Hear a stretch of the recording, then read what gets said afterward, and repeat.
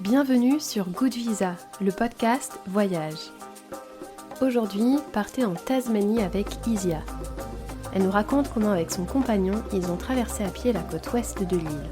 530 km au-delà des sentiers, sur 38 jours en autonomie totale, à traverser des rivières à la nage, des forêts impénétrables et même voir des diables de Tasmanie. Cet épisode est une invitation à se reconnecter à la nature et à vivre l'aventure à sa mesure. Je m'appelle Camille et je vous souhaite une bonne écoute, ou plutôt un bon voyage. Bonjour à toutes, bonjour à tous, bonjour Isia. Bonjour. Comment te sens-tu aujourd'hui? Eh ben, très bien, avec le retour du soleil, du printemps, tout va bien. Super, écoute, je suis ravie qu'on puisse faire cet épisode ensemble, puisqu'on va parler d'une aventure assez particulière avec une traversée de la Tasmanie sauvage à pied. Donc avant qu'on se lance dans le vif du sujet, est-ce que tu veux bien te présenter pour celles et ceux qui ne te connaissent pas comme tu le souhaites? Eh ben, je m'appelle Isia, j'ai 31 ans, j'habite en Ariège dans les Pyrénées, depuis assez récent, depuis 1 an et demi. Mais sinon je suis originaire des Alpes. J'ai pas mal voyagé au début avec mes parents et puis après, dès que j'ai pu pendant mes études, j'ai essayé de partir, le maximum que je pouvais, que ce soit pour mes stages ou pendant mes vacances. Plutôt des voyages, en sac à dos avec un budget, très peu élevé, se débrouiller, faire beaucoup de randonnées aussi. Puis après donc j'ai rencontré Guillaume, mon compagnon et puis je l'ai, un peu, introduit à tout ça. Je l'ai, intégré à mes voyages et puis ensuite, on est partis ensemble faire, plein de voyages et notre premier voyage, ça a été, la traversée de l'Islande à pied en 2020. Parce qu'en fait, en 2020, on devait partir en Australie, en visa vacances-travail et bon, c'est, tout ce qui s'est passé en 2020. On n'a pas pu partir à cause du covid et le premier pays qui a ouvert ses frontières, c'était l'Islande et ça nous trottait un petit peu en tête, pourquoi pas faire une belle aventure là-bas et c'est comme ça qu'en fait qu'on a commencé, un peu nos aventures en longue autonomie, à pied et voilà, ça nous a donné envie de continuer, là-dedans et voilà et pour me présenter aussi, je suis accompagnatrice en montagne depuis, 1 an. Donc ça aussi, c'est récent et ça va un petit peu dans le même sens que mes aventures, personnelles. Trop bien et je vais avoir plein de questions à te poser là-dessus, mais une question que je pose aussi en intro à mes invités, c'est comment, te décriraient tes proches en deux trois mots? Ils disent que je suis, débrouillarde, voilà, que j'ai pas peur de quand j'ai un projet en tête, voilà, je vais tout faire pour qu'il se concrétise, que voilà. Donc comme tu le disais, vous avez fait plein d'aventures, à pied. Est-ce que tu peux nous en toucher deux trois mots? Parce qu'il me semble qu'il y a aussi eu, la Corse, la Laponie, l'Asie du Sud-Est, les Alpes, les Pyrénées, si on peut avoir juste, 2-3 petits mots, par rapport à tout ça? Ouais, donc l'Islande, ça a été le premier vraiment grand, trek puisque c'était 14 jours, 400 kilomètres. L'année d'après, on a fait là, c'était plus un GR, ce qu'on va l'équivalent d'un GR. On a traversé la Laponie suédoise sur, la Kungsleden, c'est la voie royale. Donc ça, c'est quand même, assez connu. C'était très chouette en termes de paysages, de faune, de flore. Mais ce qui nous manquait dans cette aventure comparé à l'Islande, c'était le petit côté, aventure sauvage puisque finalement, on n'a pas besoin de carte, on n'a rien besoin, on a juste à suivre un tracé, comme sur un GR et à se laisser guider et vraiment moi ce qui me plaît quand je marche, quand je randonne, c'est d'avoir aussi tout cet aspect, réflexion. Qu'est-ce que voilà, regarder le terrain, regarder ta carte, où est-ce que ce serait le plus pertinent de passer? Voilà, se poser un peu, tout le temps des questions, sur, quel est le meilleur itinéraire et se laisser porter. Donc voilà, c'est, suite à la traversée de la Laponie, on s'est dit: «Bah, oui, on aimerait bien en refaire, continuer, mais avec un côté un peu plus aventure» et c'est là qu'on a commencé à penser à la Tasmanie et entre-temps, effectivement, on a fait la traversée de la Corse sur le GR20 qui est aussi très, très, empruntée, très mythique, en grande randonnée, en autonomie, voilà, c'est tout, c'est principalement ces 4 là. Et du coup, pourquoi vous êtes portés, vers la Tasmanie? Donc il y avait ce projet effectivement au début de l'Australie avant le Covid. C'était vraiment un objectif pour vous de cette région du monde? Vous la connaissiez peut-être un peu? Parce que qu'on rappelle peut-être que donc c'est cette, je sais même pas si on peut dire cette grande île au sud de l'Australie? Oui, alors la Tasmanie, c'est une région de l'Australie. C'est un peu comme nous, on a la Corse, voilà, eux, ils ont la Tasmanie. C'est 1 du territoire australien. Donc c'est quand même assez grand. Ça fait, la superficie de la région Occitanie, à peu près 350 kilomètres, sur, 400, il me semble. Donc c'est pas tout petit, mais comparé au reste de l'Australie, c'est tout petit. Voilà, ça dépend à quoi on compare. Mais oui, ça faisait longtemps qu'on voulait partir en Australie dans le cadre, d'un visa vacances-travail. Moi, j'étais déjà partie 1 an, après mes études, donc avant de rencontrer Guillaume et vraiment j'avais eu un coup de cœur pour ce pays qui peut être autant diversifié en termes de tout en fait, de la vie qu'on a envie on peut rester en ville, tout le temps et adorer ça ou passer, tout notre temps, dans le désert, au milieu de nulle part, avec les pistes rouges et les kangourous, les chameaux ou alors, être plus au sud comme en Tasmanie ou dans le sud, du reste du continent australien où c'est un climat qui est tempéré. On retrouve des montagnes, il y a de la neige en hiver. Donc voilà, c'est extrêmement diversifié comme pays. Moi, c'est un pays qui m'a toujours attirée depuis que je suis enfant, principalement, bah, pour les animaux à la base et j'ai pas été déçue donc l'objectif, c'était d'emmener Guillaume là-bas, de lui montrer les coins que j'avais aimés, particulièrement la Tasmanie que je connaissais déjà, de travailler aussi. On est partis 2 ans, on a quand même beaucoup, beaucoup travaillé, et entre 2 boulots, voilà, on a intégré cette expédition. L'avantage, c'est qu'on était sur place déjà, pour pouvoir faire toute la préparation et ça nous a beaucoup aidés. On n'est pas arrivés et hop, 1 semaine après, on commence et là, on a vraiment pu, prendre le temps, que ce soit de préparer la nourriture ou de se renseigner auprès des locaux ou de faire des randonnées pour, voilà, pour se familiariser avec l'environnement, donc voilà, ça, c'était très important et ça nous a beaucoup aidés, ouais. Et du coup, votre projet, c'était donc, un peu plus de 500 kilomètres, dont près de la moitié hors sentier, comme tu l'expliquais, pour pouvoir aller explorer, un petit peu plus et vraiment être dans ce côté sauvage et 38 jours en autonomie totale et en fait, ce que je trouve assez fascinant, c'est est-ce que vous êtes dit dès le début: «Beh, on veut aller vraiment là où personne ne va et on veut se retrouver vraiment nous seuls dans la nature et croiser personne», en fait? Ouais, c'était un petit peu ça le but, l'objectif. Alors il y a quelques endroits sur terre où c'est possible, hein, encore, voilà, je connais des personnes, qui font ça et c'est très chouette et moi je voulais le faire en Tasmanie parce que, voilà, aussi pour toute cette, richesse de biodiversité qu'il peut y avoir là-bas. Notamment, bon, on en parlera peut-être plus tard, mais les diables de Tasmanie, c'est vrai que moi, en ayant passé, près quasiment 2 ans en Tasmanie, j'en avais pas croisé un seul et là, sur les 38 jours de marche, on en a croisé 7. Ce qui veut quand même dire que quand on se promène comme ça dans des endroits très sauvages, bah, on peut être amené à voir des animaux qu'on ne verrait pas autrement. Donc comme la partie ouest de l'île, c'est la partie la plus sauvage, elle est pratiquement pas habitée.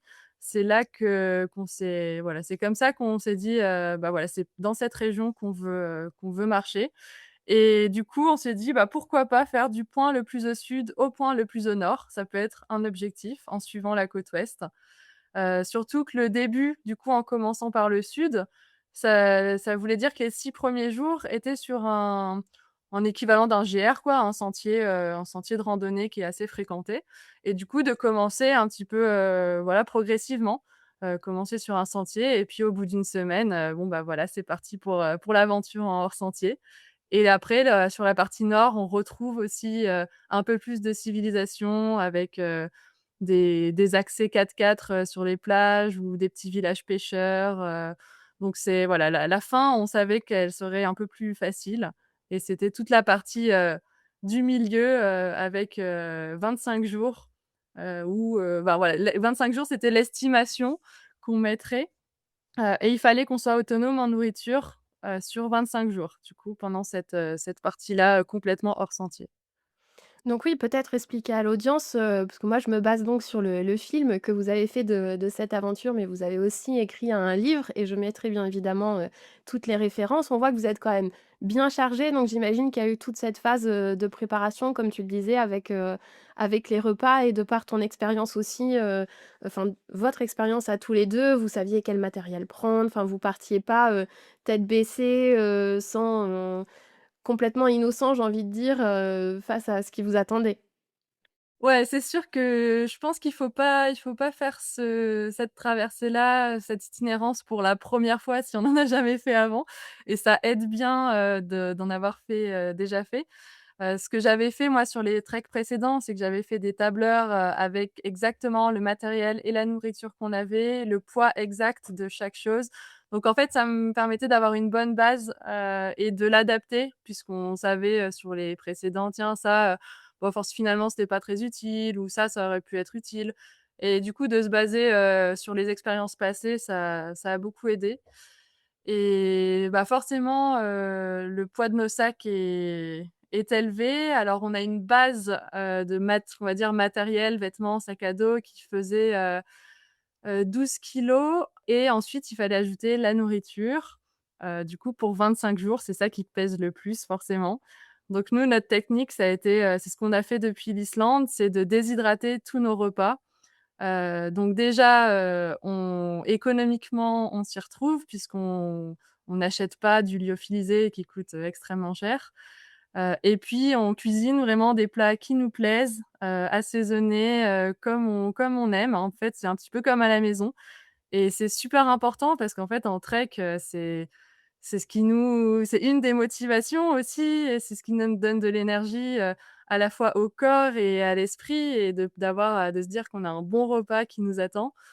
Donc voilà, c'était très important pour nous d'avoir ces repas qu'on a préparés avec soin pendant un peu plus de 2 mois, avant le départ, ouais. Oui, effectivement, il y a pas mal d'invités que j'ai reçus qui expliquent que toute cette phase préparation est bien évidemment pas à négliger, ça prend beaucoup de temps et il me semble aussi que vous aviez fait le choix de, vous envoyer quelques colis le long du chemin et ça aussi, c'est quelque chose que j'ai retrouvé dans le parcours d'autres invités, et est-ce que tu peux nous raconter d'ailleurs quand vous aviez des points où en fait c'était une poste un peu ouverte, à tout le monde?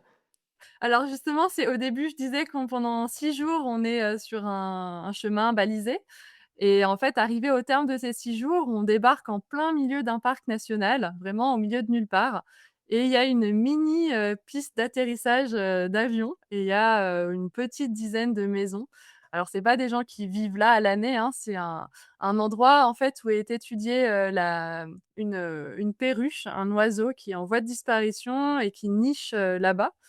Donc il y a des volontaires à la saison estivale qui viennent étudier cet oiseau et tous les trekkers justement qui font le sentier, de 6 jours, soit ils arrivent en avion et ils font les 6 jours dans l'autre sens, soit ils font comme nous, dans le même sens les 6 jours et ils repartent en avion, à la civilisation.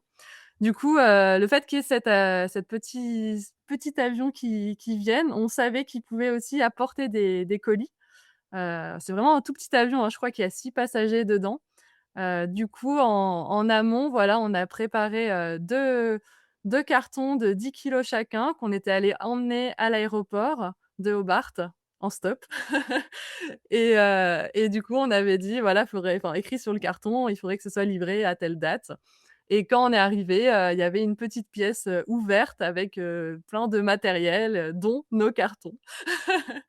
Donc voilà, ça c'était, au bout de 6 jours.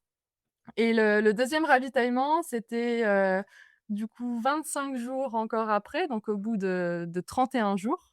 Là, on arrive, à un petit village qui s'appelle, Strahan, où là, il y a vraiment des habitants à l'année, hein, c'est un vrai petit village. Et là, on avait anticipé également, on avait déposé notre voiture avec, un carton de nourriture et du coup, quand nous sommes arrivés, dans ce petit village, on a retrouvé notre voiture qu'on avait confiée à des habitants qui avaient proposé de garder notre véhicule.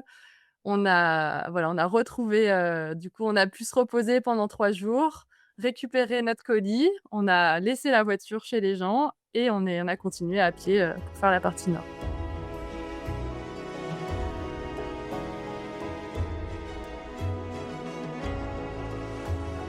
Et donc là, maintenant, si on se lance vraiment dans l'aventure, en soi, il y a, donc cette partie quand même survie avec tout ce trek où en fait, vous allez traverser des endroits mais tellement sauvages que du coup, on voit le niveau de difficulté où il faut passer, à travers, des ravins, des forêts où on a l'impression que c'est impraticable. Vous êtes dans des herbes hautes, avec des gants carrément pour passer à travers. Là, on se rend compte vraiment, c'est pas juste, ils sont partis, comme tu le disais, à suivre un petit sentier, tout tracé. Vous, c'était on fonce en plein dans le bush, en fait.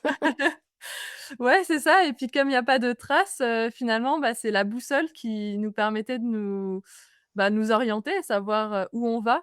Bon là, quand même, l'avantage, c'est qu'on suivait la côte sur la majeure partie du tracé donc en fait, on peut pas vraiment faire d'erreur, hein. Il y avait l'océan à notre gauche, voilà, si tu suis l'océan, tu peux pas te perdre. Mais des fois, la côte était pas du tout praticable. Du coup, il fallait rentrer un peu plus dans les terres et c'est là, que les ennuis commencent, on va dire. Que non, c'est là qu'on sort la boussole, qu'il faut, sans arrêt s'orienter et qu'on fait face du coup, ouais, à des fois des murs de végétation, toutes sortes de végétation. Mais le plus difficile, c'est, la traversée de toutes les rivières parce qu'en fait, on croise plein, plein, plein de rivières qui vont, se jeter dans la mer. Et en fait, qui dit rivière dit, barrière, végétale parce que les autour, de chaque côté de la rivière, il y a toujours une espèce de frange de végétation plus ou moins large, plus ou moins épaisse et c'était souvent là que la végétation était la plus dense et qu'on avait le plus de mal à passer avec des fois, ouais, des lianes, des enfin, vraiment, des fois, on faisait, pour faire 100 mètres, on allait mettre 1 heure et demie, quoi, peut-être et c'est assez moralement, c'est les moments les plus difficiles parce qu'en fait, tu sais jamais quand tu vas sortir de cette zone, complètement bouchée, quoi. Tu te dis: «Bah, peut-être, OK, dans 5 minutes, on est sorti, mais ça se trouve, dans 2 heures, on y est encore» et on n'a aucun moyen de le savoir, ça. Et il y a aussi les rivières donc que tu mentionnais où, est-ce que tu peux nous expliquer votre technique pour traverser les rivières? Parce que ça, vraiment, j'étais en admiration complète. Alors les rivières, on en a croisé plein, de souvent de petits débits, mais on savait ça pareil dans le travail en amont de recherche, on savait il y en aurait 5 où on aurait pas pied. Donc là, il fallait voilà, il fallait trouver une solution, hein et en cherchant un peu, on a trouvé, la technique, du matelas qui a été, voilà, une personne qui relatait de cette technique. Du coup, on s'est entraîné avant quand même, parce qu'il fallait voir si ça fonctionnait vraiment. C'est de prendre notre matelas gonflable sur lequel on dort la nuit, de le gonfler et de l'utiliser finalement comme radeau pour le matériel. Puisque nous, en fait, on n'a pas besoin, on peut nager. C'est pas mais c'est pour le matériel qu'on a besoin d'une solution pour faire, traverser, bah, ouais, la nourriture, le sac de couchage, l'électronique. On n'a pas envie que ça soit mouillé. Donc voilà, on gonfle le matelas et on met, le sac dessus. Donc au plus lourd, nos sacs faisaient, 22 plus allez les chaussures, ouais 23 kilos et ça a fonctionné très bien. Après on attachait on prenait une petite ficelle où on attachait le matelas à une partie de notre corps.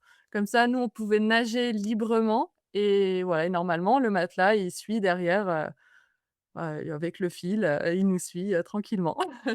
J'aime bien parce que tu dis «normalement» et on pense forcément à un épisode dans votre film où, si c'est OK pour toi qu'on spoil un petit peu, ce Ouais. passage où c'était pas toujours évident et vous avez eu quelques frayeurs quand même.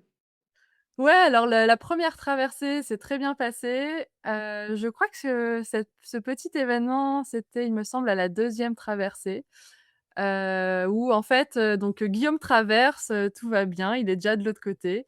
Moi, j'ai mis un peu plus de temps parce que l'eau était super froide, ce jour-là et bon voilà, j'ai mis un peu plus de temps à me préparer, j'avais vraiment pas envie d'y aller et entre-temps, il s'est pas passé grand-chose, hein, il s'est passé 5 minutes, mais le vent a commencé à se lever un petit peu, il commençait à je sais pas, pleuvoir un petit peu peut-être, donc voilà, le temps commençait, à être un peu moins clément donc j'y suis allée. Donc déjà, je me mets à l'eau, je crie parce que, l'eau est froide et ça me permet de me libérer, de crier, surtout que je sais qu'il y a personne dans les alentours donc voilà, j'ai pas peur de m'exprimer et à ce moment-là, déjà Guillaume, bah, il me le fait savoir après, mais il comprend pas, il se dit: «Ouh là, mais pourquoi elle crie?» Donc il commence à être un peu inquiet, et je dis: «Non, non, mais tout va bien, j'ai juste froid». Donc je commence, ma traversée et là je sens, ma ficelle, qui commence à se détacher. Je l'avais accrochée à ma cuisse et je la sens, commencer, oui, à partir et du coup je gigote un peu pour essayer de la faire remonter, de rattraper et en fait, en gigotant, plus le fait de qu'il y ait un petit peu des c'est pas vraiment des vagues, mais le vent se soit levé, il y a des petites vaguelettes. Voilà, ça fait que, tout s'est mon matelas s'est retourné et toutes mes affaires sont tombées à l'eau.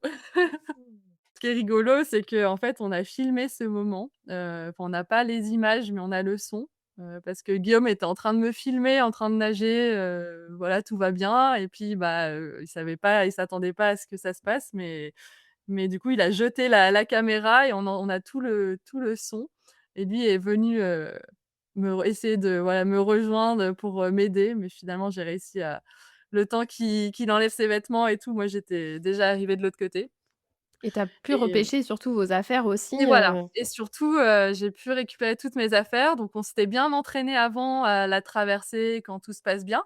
Mais ce qu'on n'avait pas testé, c'était la question qu'on s'était posée plusieurs fois, c'était en cas de voilà, d'accident comme ça, est-ce que les sacs flottent? Ça, c'était la grande question et oui, ça flotte. Donc tout va bien. Par contre, j'étais aussi très inquiète, forcément pour tout ce qui est à l'intérieur du sac, hein, surtout le sac de couchage et l'électronique. Pour moi, c'était les choses, qui les plus importantes ou qui si ça prend l'eau, ça peut être, dramatique. Mais en fait, tout à l'intérieur du sac, tout était dans des sacs étanches, hein, des sacs waterproof et ça, c'est pareil, on n'avait pas testé l'étanchéité de ces sacs et ça fonctionne bien. Ça rien ne rien n'a été mouillé à l'intérieur, il y avait juste l'extérieur finalement du sac, qui était mouillé. excellent, donc pour les fois d'après, vous étiez peut-être un peu mieux préparés, mais c'est vrai que quand on voit ces images, on se dit: «Mais mais elle est en train de se noyer, qu'est-ce qui se passe?» Donc ça nous maintient en suspens, tout le long du film. Et aussi pour les traversées, il me semble qu'il y a des endroits, il y avait des barques qui étaient, un petit peu posées, comme ça, libres, aux gens de s'en servir comme ils le souhaitent, c'est quelque chose qui est quand même assez, surprenant, j'ai trouvé. Alors les barques, c'était sur la partie sentier, donc c'était sur les premiers jours, les 7 premiers jours. Il y avait 2 rivières effectivement où on avait pas pied et là du coup comme, ils savent que voilà, c'est un sentier, qu'il y a des personnes qui viennent, régulièrement, il y a un système de barques avec 3 barques, donc il y en a forcément une d'un côté et 2 de l'autre et du coup ça permet, voilà, si on arrive et qu'il y a 2 barques, on en prend une, on va de l'autre côté et tout va bien. Et si quand on arrive devant la rivière, il y a qu'une seule barque, il faut faire 3 fois l'aller-retour, puisqu'on amène la barque en face, mais si on en reste là, il y a 3 barques d'un côté et 0 de l'autre. Donc s'il y a une personne qui arrive et qu'elle a pas de barque, elle est un petit peu coincée. Donc l'idée, en fait, c'est qu'on fait un aller avec une barque, on revient avec 2 barques, on en laisse une et on fait un troisième aller avec une barque et comme ça fait qu'il y a forcément au moins une barque de chaque côté. Et ça, quand on avait fait la traversée de la Laponie sur la Kungsleden, il y avait, ce système-là, donc on connaissait déjà, il y avait au moins 5 endroits avec des barques, et le même système. Donc je pense que c'est quelque chose qui est fait, régulièrement dans les pays où il y a des GR qui traversent des rivières comme ça, donc c'est bien pratique, ouais. Et je voudrais pas tomber dans des clichés, mais je me dis, il y a l'air d'avoir quand même un climat de confiance, que ça soit là pour ces barques où il y a un système qui est bien respecté, les gens ont l'air de jouer le jeu ou même pour, cette cabane où tu expliquais, des colis qui arrivaient et juste, il y a pas de contrôle en fait, chacun vient prendre son colis, va pas aller toucher aux affaires des autres, c'est quand même assez différent. Enfin, je me dis, encore une fois, je veux pas tomber dans des clichés, mais j'aurais du mal à, imaginer ce système dans d'autres pays, tu vois? Ouais, alors c'est vrai que ça existe dans d'autres pays, des pays je pense qu'il y a ouais, il y a des pays où il y a pas cette culture du vol, c'est vrai qu'en Australie, il y a énormément d'endroits où il y a des choses, libres d'accès, des au bord des routes, il y a plein d'endroits où on peut acheter, les gens, je sais pas, ils produisent, que ce soit du miel ou des légumes ou peu importe, il y a de tout, hein. C'est au bord de la route avec, une petite, tirelire, et tu mets ton argent, tu te sers, il y a énormément de choses comme ça basées sur la confiance. Donc je pense que, ouais, il y a pas cette culture du vol et du coup, ça fonctionne. Si ça perdure, c'est qu'il y a pas de personnes qui abusent de ça, hein. Mais c'est chouette que ça existe, ouais. Et il me semble que c'était, Anthony Verlaine avec qui j'avais fait un épisode sur la Suède, qui racontait qu'il y avait pas mal, ce système aussi de un peu libre service en toute autonomie, donc c'est vraiment chouette de je trouve que c'est assez inspirant en tout cas de voir, voilà, toute cette, confiance qui règne. Et par rapport à ces murs de végétation, j'avais oublié de te demander, quand vous les traversez, l'Australie, en général, c'est quand même assez réputé pour avoir des insectes qui, des fois, ont des tailles, assez disproportionnées par rapport à ce à quoi on est habitué. Vous aviez pas peur de, je sais pas, de vous retrouver avec des serpents dans ces herbes hautes, des grosses araignées, des gros insectes? Ouais, alors l'avantage de la Tasmanie, c'est que comme le climat est bien différent du reste de l'Australie et que c'est quand même une île qui est détachée du continent, on retrouve pas les mêmes espèces, voilà, comme les mêmes bestioles, un peu dangereuses. Déjà, il y a pas, tout ce qui est, crocodile, requin, voilà, tout ça, il y a pas parce que les eaux sont vraiment très froides.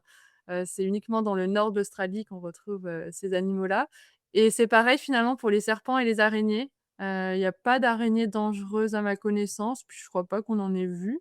Et les serpents, il y en a 3. Donc j'aime bien dire que 3. Il y a que 3 animaux dangereux, puisque comparé au reste de l'Australie, c'est vraiment pas grand-chose. Alors ça reste 3 serpents qui peuvent être potentiellement mortels. Bon, nous en France, hein, on a bien la vipère aussi, hein, qui peut être, quand même très dangereuse.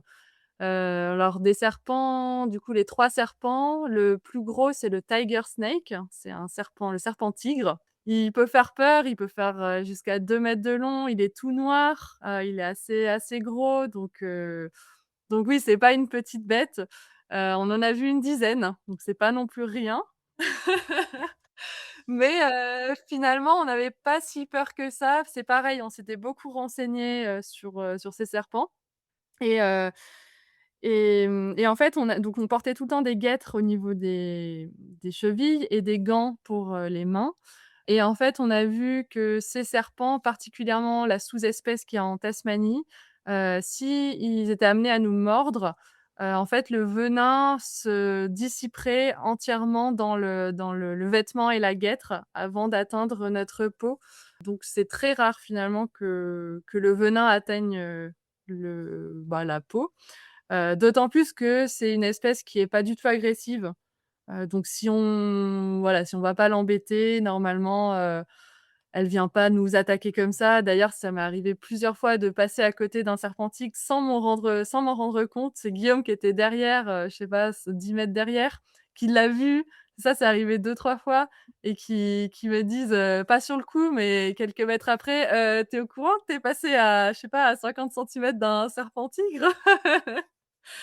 Mais voilà, c'est parce que quand il fait chaud, ils aiment bien se mettre, au bord de ouais, sur les pierres, au bord de l'eau et à se dorer la pilule et voilà, ils ont une comme ils sont noirs, on les voit pas forcément donc bon, c'est Quelle horreur! Je vous les laisse. Franchement, je suis pleine d'admiration, là-dessus. Et justement de traverser cette Tasmanie sauvage, vous avez pu, être au plus près, en fait, de cette faune qui est quand même assez unique.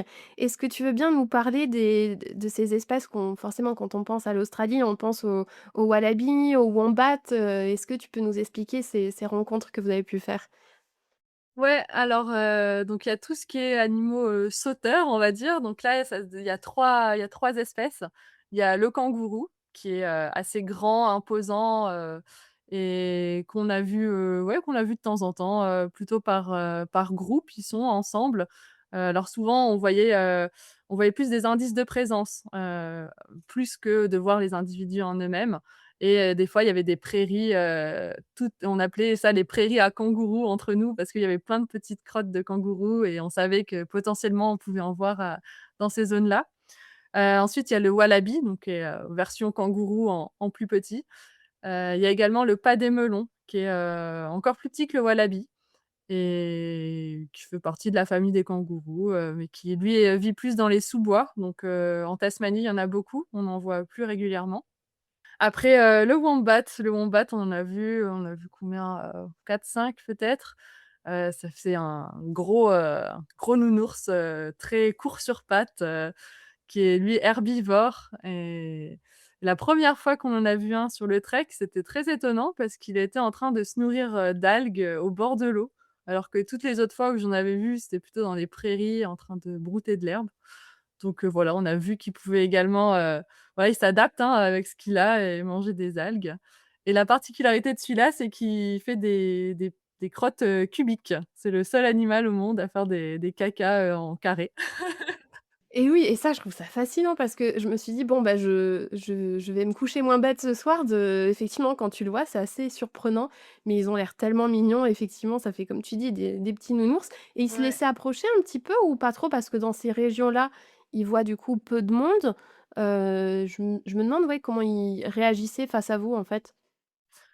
Oui, on a trouvé qu'on pouvait quand même s'approcher relativement proche. Après, bon, on n'essaye pas non plus de s'approcher trop parce qu'on veut pas non plus le déranger. Mais voilà, avec le zoom de l'appareil photo, on a réussi à avoir des gros plans sur les animaux, donc c'était très, très chouette. Et après, en autres animaux un peu emblématiques de l'île, il y a le diable de Tasmanie, donc dont j'ai parlé tout à l'heure. Donc ça, on en a vu 7. Finalement, il est pas c'est pas Taz, hein, c'est un dans les Looney Tunes, non, c'est un animal qui est assez petit, qui est de la taille d'un petit chien. Il est tout noir avec un petit collier blanc, au niveau du cou.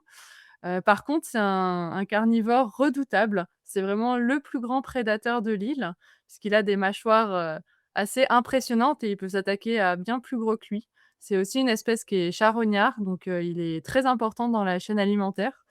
Il permet, voilà, de se débarrasser ouais, de charognes, potentiellement de maladies, donc il est très important, mais malheureusement, il est en voie de disparition, parce qu'en fait, depuis quelques années déjà, il y a un cancer qui est contagieux. C'est très rare, les cancers contagieux, mais il en existe et donc qui touche le diable. Les scientifiques, cherchent, hein, un moyen de pallier à ça, mais ils ont pas trouvé. Donc la seule solution pour l'instant, c'est d'isoler des individus sains sur des îles, et d'être sûr, voilà, que, bah, la population puisse, se reproduire avec des individus sains. Mais pour l'instant, voilà, il y a déjà 80 de la population qui est morte à cause de ce cancer. Mmh. Ah, c'est terrible! Et du coup, c'est quand même assez inespéré. J'imagine que vous vous sentiez assez chanceux de les voir et c'est vrai que ça surprend, comme tu disais là dans les Looney Tunes, avec Taz, qui est plutôt, représenté comme, voilà, cette grosse bête qui va dans tous les sens. Là, au final, on voit, moi j'avais l'impression de voir une sorte de petite fouine en fait avec ces dents-là, bah, des dents de diable. Donc, ouais, quelle chance pour vous de l'avoir, d'en avoir croisé plusieurs. Et donc là, on parle de cette solitude totale, mais vous êtes, passés dans des endroits où vous avez quand même vu des traces de civilisation, pardon, avec des gravures aborigènes. Est-ce que tu veux bien nous en parler? Ouais, alors, les aborigènes, autrefois, hein, avant d'être persécutés et d'avoir été, bah, complètement, décimés par l'arrivée des colons, autrefois, ils peuplaient donc ces zones, qui sont aujourd'hui, vierges de toute civilisation. Donc on est tombé par hasard une fois sur une grotte et dans cette grotte, il y avait des motifs un peu particuliers. Au début, on se disait: «Ouais, est-ce que c'est naturel ou pas?» Mais après, le fait qu'on sache, que les aborigènes étaient passés dans ces zones-là et qu'il y avait des gravures dans certains endroits, on s'est dit: «Non, ça peut pas être naturel» et après vraiment en regardant, on a vu, ça faisait des formes d'animaux, voilà, des scènes de vie, de pêche, de chasse, donc ouais, c'était très chouette de voir ça. On a aussi vu, sur les des prairies, ça formait des grands ronds, je sais pas vraiment comment décrire, ça faisait à peu près 2 mètres de large. Ça un peu creusé, ça un rond, un peu creusé naturellement et en fait, sur le coup, ça nous a pas forcément marqué. C'est en se renseignant, après qu'on a vu que c'était des traces, en fait, des anciennes, habitations, des huttes qui étaient en forme de rond et que ça avait laissé des traces dans les zones un peu plus de prairies. Voilà, donc on a trouvé ça aussi très chouette, de découvrir ça.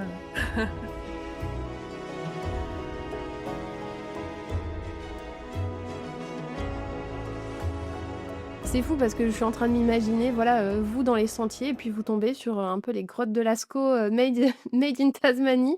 C'est fou, enfin ça doit être, assez impressionnant et là du coup donc vous avez, avancé petit à petit dans cette traversée, j'ai envie de dire et il me semble que tu disais dans le film que vous sentez que vous passez un peu de cet apprentissage à voilà, tâtonner avec ce nouveau terrain, l'apprivoiser et à passer vraiment après à cette partie ensauvagement, en fait, tu disais? Ouais, j'aime beaucoup ce terme, c'est pour ça que j'ai appelé comme ça le chapitre 2 de la le chapitre, hors sentier, ensauvagement. Puisqu'en fait, on est vraiment livrés à nous-mêmes et il y a personne autour et du coup, bah, comme je disais tout à l'heure, par exemple, pour la rivière où voilà, du coup, j'ose plus aussi m'exprimer, me crier, voilà, je sais qu'il y a personne, qui est là, qui va me juger, On s'est retrouvés aussi, là, j'ai une scène qui me vient en tête, c'est dommage, on n'a pas la scène filmée, mais on n'avait plus d'eau potable parce qu'en fait, le problème donc il y avait plein de rivières, mais souvent l'eau était salée puisqu'on était à l'embouchure avec la mer et bref, une journée, voilà, ça faisait quand même plusieurs heures qu'on était à la recherche d'un peu d'eau, non salée et en fait, il avait beaucoup plu la veille et sur les falaises, des fois, bah, ça fait un peu un creux naturel, hein, formé par la roche et là, Guillaume me dit: «Mais on n'a qu'à boire, l'eau des flaques parce que en fait, c'est de l'eau de pluie, c'est pas l'eau de mer». Et on s'est retrouvés, tous les 2 à plat ventre en train de laper, tels des animaux un peu, l'eau dans ces flaques donc à ce moment-là, je me suis dit, «Ah tiens, si quelqu'un nous voyait, il se dirait, on pourrait croire à 2 animaux», donc c'était ouais, c'était ça, c'était rigolo et voilà, il y a plusieurs moments comme ça où je me suis fait cette réflexion, «Tiens, on se sent sauvage, on n'a plus peur de déchirer nos vêtements», alors qu'au début, on peut être, je me souviens sur le sentier, la première semaine, il y avait beaucoup, beaucoup de boue. Alors on évitait un maximum la boue pour éviter de se salir, et puis finalement après on en arrive à un point où, bah, on cherche pas finalement à éviter tout ça, hein, parce qu'on sait qu'on est à un point tel qu'on n'est plus à ça près et on va pas perdre de l'énergie à essayer d'éviter, un peu de boue ou autre, bah, pour rien quoi finalement. Ouais, c'est hyper intéressant de se dire peut-être qu'en fait on oublie un peu certains instincts, de survie aussi j'imagine ou des gestes qui vont devenir, plus instinctifs, et à se dire: «Bah oui au final pourquoi aller se prendre la tête d'attraper un petit gobelet pour aller, récupérer cette eau?» et puis oui en fait comme tu dis il y a personne autour, on s'en fout enfin. Ouais. Ouais, puis on avait pas de gobelet de toute façon, hein, on avait, En plus. mais oui, oui, c'est sûr. Et donc oui, j'ai l'impression qu'en fait, cette notion de confort, elle va disparaître, petit à petit, que même votre rapport au temps va changer et j'ai l'impression du coup que vous allez vous concentrer en fait sur l'essentiel. C'est-à-dire, en fait, ça va être d'avancer, de marcher, de manger, dormir et puis dégager ce qui n'est pas, primordial dans vos journées. Ouais, ouais, c'est ça, tout à fait, donc avancer, c'est très important parce que peu importe la distance qu'on fait, on s'est rendu compte que, voilà, certaines journées, on faisait que 4 kilomètres en marchant toute la journée, mais c'est pas grave. C'est ce que peut-être que demain, on en fera, 10-15, et le principal, c'est d'avancer parce qu'on n'a pas non plus des réserves de nourriture, illimitées et voilà, mentalement, ça peut être très difficile au début où on se dit: «Ouh là, mais attends, mais là, on a fait 4 kilomètres, mais il en reste 200 avant, la prochaine route, le prochain ravitaillement. Si c'est comme ça tous les jours, on va pas y arriver, en fait». Qu'en fait, on se donnait des objectifs à court terme plutôt, parce que voir, 200 kilomètres, 250 kilomètres, c'est mentalement, c'est trop, trop dur. On savait qu'il y avait certaines pointes rocheuses qui se détachaient un peu plus, qui faisaient, bah, oui, vraiment des pointes qu'on pouvait voir, au loin. Donc on marchait un peu plus comme ça. On voyait une pointe, on se disait: «Ah tiens, là, c'est Low Rocky Point», par exemple. On y sera, bah, peut-être dans 3 jours et ça, c'est beaucoup plus mentalement, c'est beaucoup plus facile parce que 3 jours, ça paraît accessible et tu te rapproches et chaque jour, tu vois que cette pointe rocheuse, elle est de plus en plus proche. Donc ça voilà, ça aide, beaucoup pour ce rapport-là au temps, voilà et dans l'essentiel, donc marcher, avancer, ne pas se blesser, ça c'est super important. Donc faire attention, à tous nos gestes. Par exemple, sur les falaises, c'était quand même souvent très, très glissant. Beaucoup d'algues aussi qui rendent les pierres encore plus glissantes.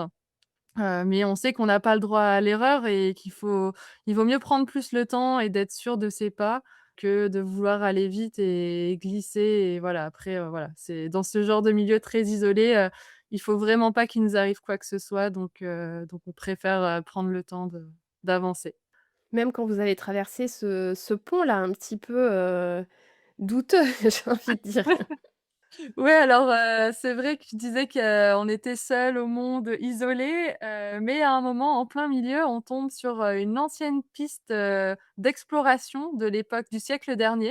En fait, c'était une zone où ils exploitaient, les minerais et on a retrouvé des vieilles pistes, bon, maintenant qui sont complètement, la végétation a complètement repris le dessus, mais une fois, ça nous a bien servi pour traverser une rivière où on n'avait pas envie de, voilà, de refaire la technique des matelas parce que ça prend du temps quand même, donc on savait qu'il y avait ce vieux pont, donc on s'est dit: «On va traverser comme ça» et il se trouve que, bah, au début, bon, les planches, elles sont un peu pourries, un peu elles basculent un peu, on se dit: «Ouais, bon, ça va, il est un peu ancien, mais ça va le faire» et pile quand on arrive à la moitié du pont et bah, là, il y a plus du tout de planches en bois.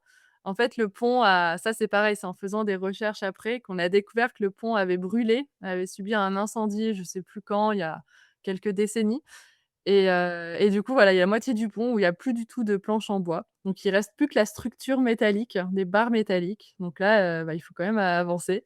Mais en dessous, voilà, il y a la rivière qui est, 10 m en dessous et bah, il faut pas tomber, mais en même temps, il faut traverser, on n'a pas le choix, donc on y va tout doucement, on prend bien nos appuis sur, la structure métallique et on regarde pas en bas et on y va.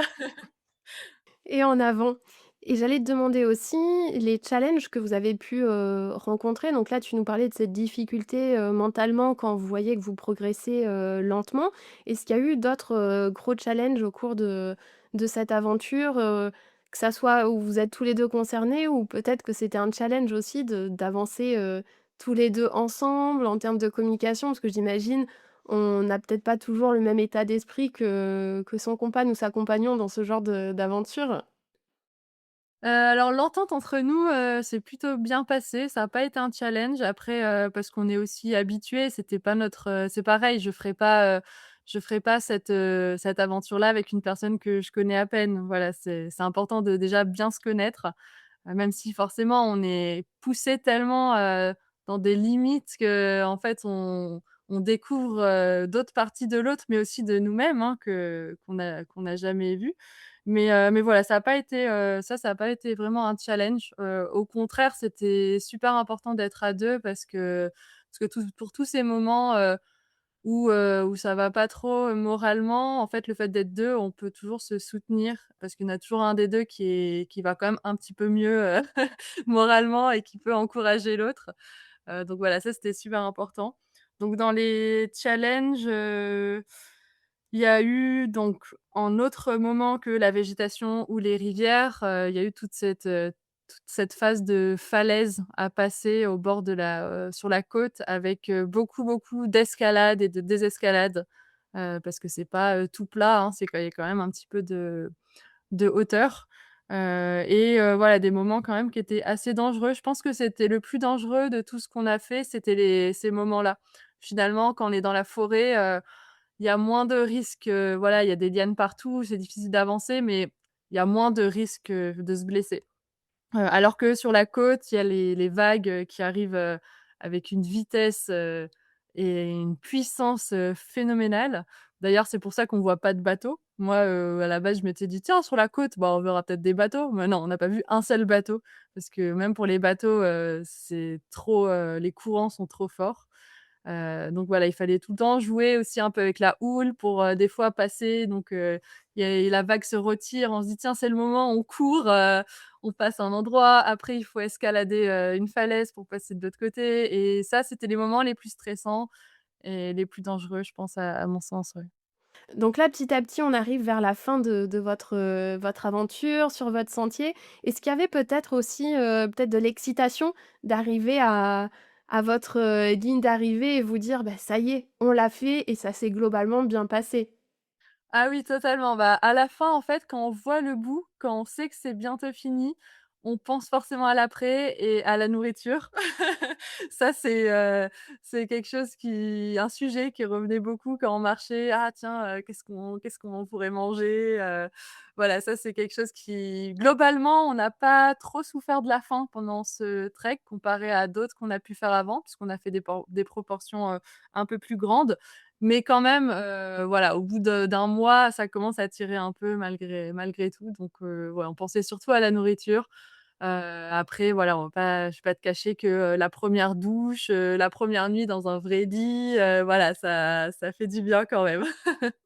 Et une fois que vous êtes arrivés, j'imagine que vous étiez, super fiers de vous d'avoir, traversé tout ça et c'est vrai une question que je pose, souvent aux invités, c'est voilà, cette question un peu bateau et j'imagine que votre entourage a dû vous la poser aussi de: «Ah beh, est-ce que ça y est, vous êtes, rentrés métamorphosés ou est-ce que ça a bouleversé des choses en vous?»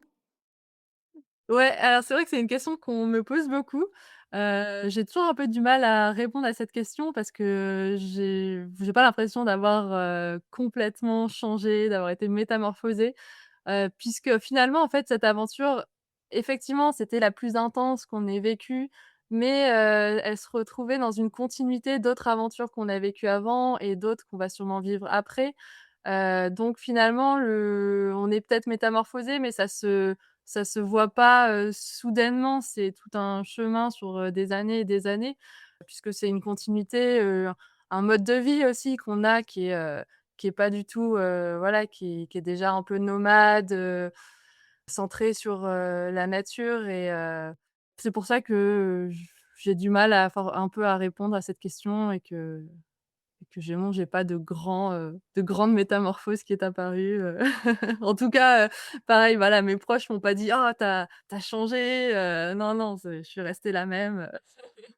Et merci de nous le partager parce que je trouve ça intéressant étant donné que voilà, il y a eu quand même pas mal d'aventuriers où on sent que voilà, il y a vraiment un avant et un après. C'est intéressant de voir aussi que cette aventure, elle peut s'ancrer vraiment au quotidien et sur le long terme puisque comme tu le disais, vous avez fait vraiment plusieurs aventures, à chaque fois et que, le changement peut se faire progressivement et puis choisir, comme tu le dis, que ça soit votre, mode de vie en fait. Cette aventure régulièrement et comme tu me disais en off, c'est pas, ben, on fait cette traversée et puis on revient dans notre cadre, métro, boulot, dodo. Non, vous essayez de mettre des petites touches, assez régulièrement.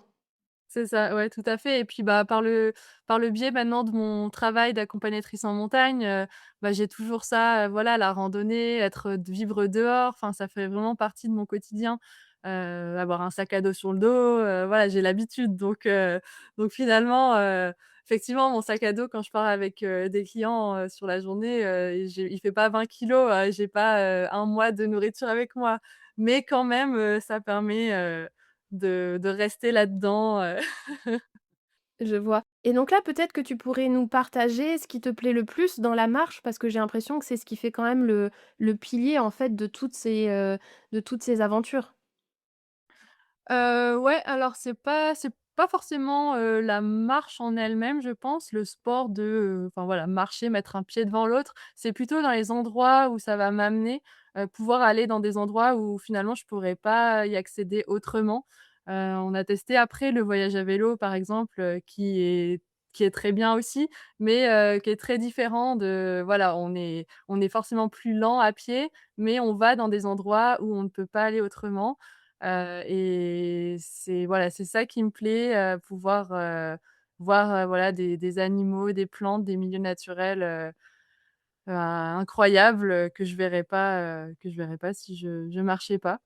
Puis, tout ce côté comme, j'en parlais au début, de réflexion aussi, de lire un paysage finalement et voilà, d'arriver à le comprendre et se poser des questions, où passer, où est-ce que les animaux, eux, sont passés, comment ils vivent, et j'aime beaucoup aussi partager ça. C'est pour ça aujourd'hui que je fais ce métier-là aussi.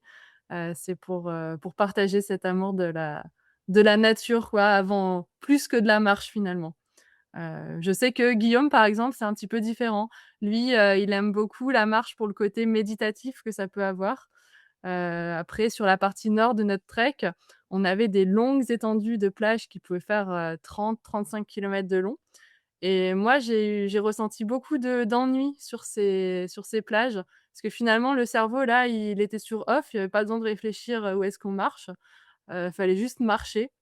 Et voilà, moi j'avais un peu plus de mal avec ça et je sais que Guillaume aime beaucoup, ce côté-là où il peut, poser son cerveau, être dans ses pensées et voilà, juste, méditer un petit peu, donc voilà, c'est deux approches un peu différentes qu'on peut avoir, mais on se retrouve dans la marche comme ça tous les 2.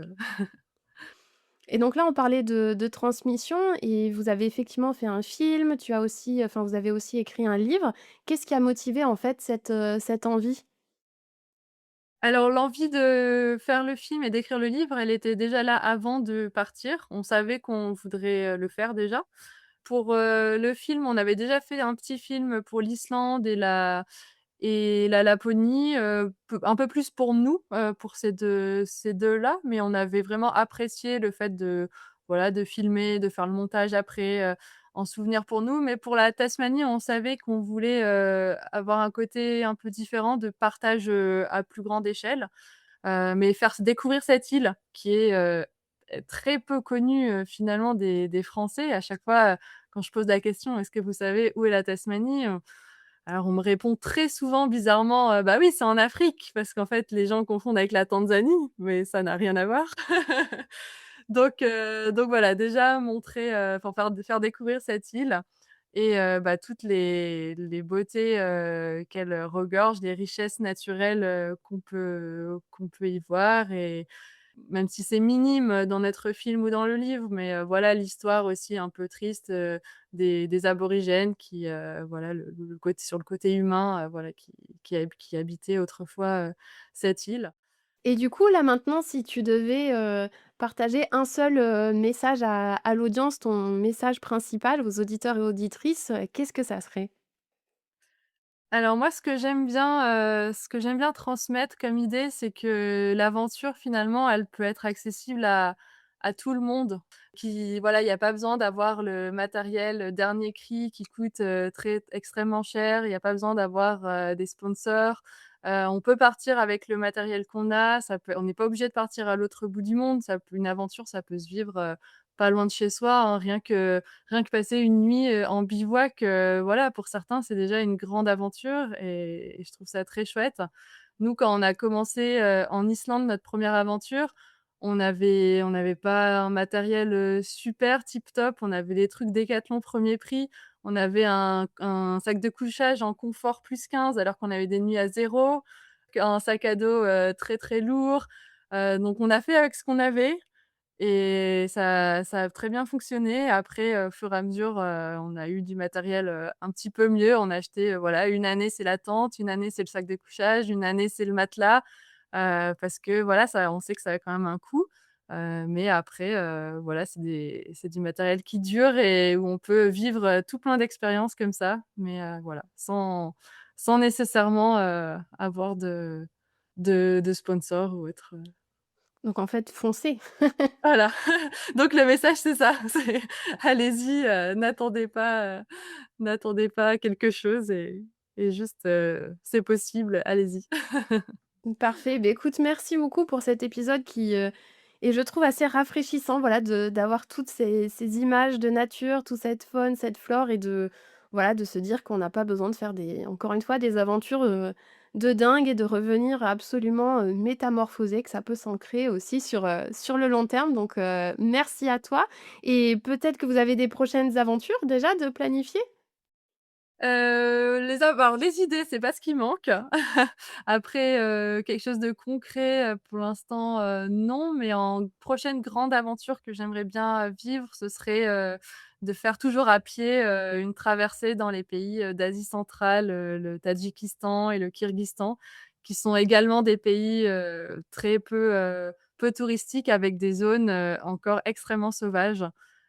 Où je pense il pourrait rentrer, la dimension humaine également pourrait rentrer en compte avec, la rencontre de peuples nomades, par exemple. Et également toujours, le monde, sauvage avec la faune et la flore, voilà. Bien sûr. Parfait. Beh, écoute, hâte de découvrir tout ça. Encore merci à toi et à bientôt. Merci à toi, salut. Tu vois, je te l'avais dit, ça passe trop vite. Ouais. Et ne partez pas tout de suite, promis, c'est pas une pub, je me répète, mais votre soutien est vraiment fondamental pour la suite des aventures de Good Visa. Alors si vous pouvez prendre une minute pour vous assurer que vous êtes bien abonné au podcast, que vous avez laissé, j'espère, 5 étoiles, et sur Apple Podcast, vous pouvez même laisser un avis, et sur Spotify, sur chaque épisode, vous pouvez laisser un commentaire, pareil sur YouTube et ainsi de suite. Vraiment, je compte sur vous. Merci du fond du cœur et je vous dis à très bientôt.